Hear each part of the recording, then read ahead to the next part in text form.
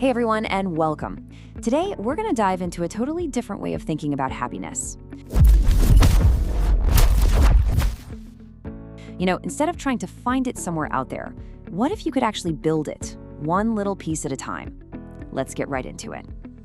So, does this feel a little familiar? You're running hard, you're chasing that next big thing that you think will finally make you happy, but then somehow you just end up right back where you started, only now you're kind of exhausted.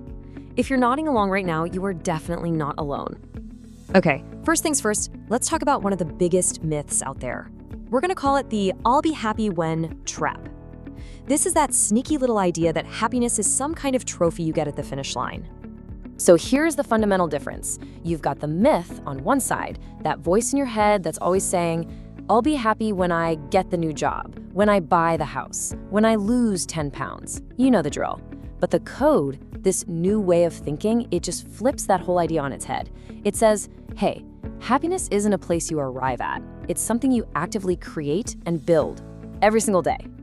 And why does that amazing feeling from a big win fade so fast? Well, it all comes down to this really interesting thing our brains do called adaptation.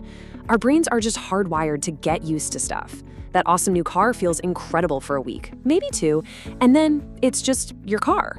It becomes the new normal, and your brain immediately starts going, okay, what's next? And that is the engine that keeps that treadmill spinning. All right, so if we're not chasing it like a goal, what are we doing? This is the big idea that can really change everything. Think of happiness as a system, something you can actually understand, tinker with, and improve over time. I absolutely love this way of putting it because it just makes happiness feel so much more doable. It's not magic, it's a craft, kind of like cooking a good meal. You don't need to be a world-class chef, right? You just need a few decent ingredients and the simple recipe. Happy hacking is all about finding your personal recipe for a good life. Here's a great way to think about it. Imagine your life is kind of like a camper van. It's got its quirks, sure, a few things might rattle, but it gets you around. This whole idea isn't about trading it in for some fancy new model. Nope, it's about giving the one you already have a really good tune-up. Fixing that squeaky door, organizing the junk drawer, maybe putting on a better playlist. All of a sudden, the same old trip starts to feel a whole lot better. So what does a tune-up actually look like? Well, think of it like having a personal control panel for your own well-being with a few key levers that you can actually reach out and pull. Let's take a look at what they are. So the research points to these 5 main levers you have direct control over. First is attention, which is really just what are you pointing your focus at? Then there's your body, the basics like sleep, getting some sun, moving around. Third is your narrative. That's the inner story you're telling yourself about your life. Fourth, relationships. We're talking the quality of those little day-to-day interactions. And finally, time, how you choose to organize your day. Okay, before we jump into the fun stuff, the actual tools, just a quick heads up. When you start messing with these levers, there are 2 super common mental traps that are almost guaranteed to pop up. But just knowing what they are, that's half the battle right there. So first, you've got perfectionism. That's that all-or-nothing voice that whispers, if I can't go to the gym for a full hour, why even bother going for 10 minutes?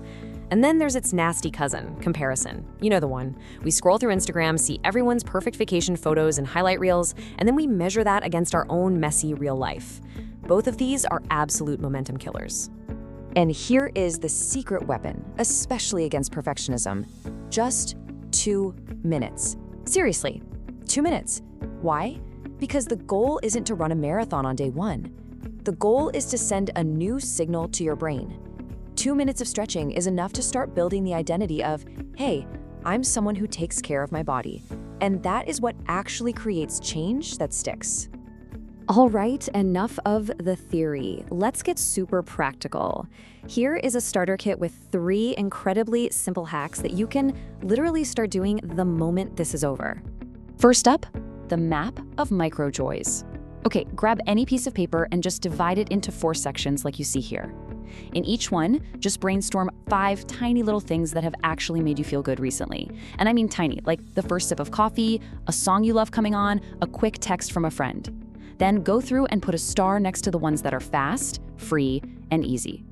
Boom, you've just created your own personal emergency pick-me-up list. Okay, hack number 2. Try this for just 1 week, the micro happiness counter.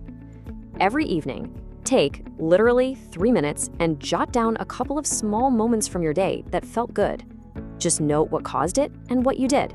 It's amazing. After just a few days, you'll start to see patterns. You'll discover the little happiness hacks that are already working for you without you even realizing it. And last but not least, make a really simple contract with yourself. Now, this is not about some huge, stressful goal. It's about setting what they call an honest minimum. Pick one tiny hack from that map you made, decide exactly when and where you'll do it for the next week, and, this is the important part, write down why it matters to you. That little act of writing it down makes it so much more real.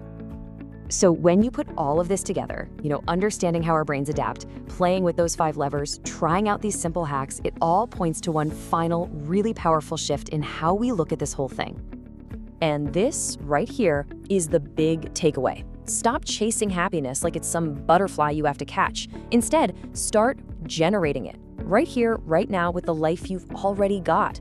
It's a craft, remember? And all these small daily actions are the tools you use to build something really surprisingly wonderful. So what's one small thing you can generate today? Don't let this insight fade away. To help you remember, I've designed a specific visual anchor for this episode. Grab the infographic from the link below and put it where you can see it. And if you want the full operating system for your mind, get the Happy Hacking book on Amazon. Join the movement by subscribing, and I'll see you next week with another hack. Now, click here to keep upgrading your brain.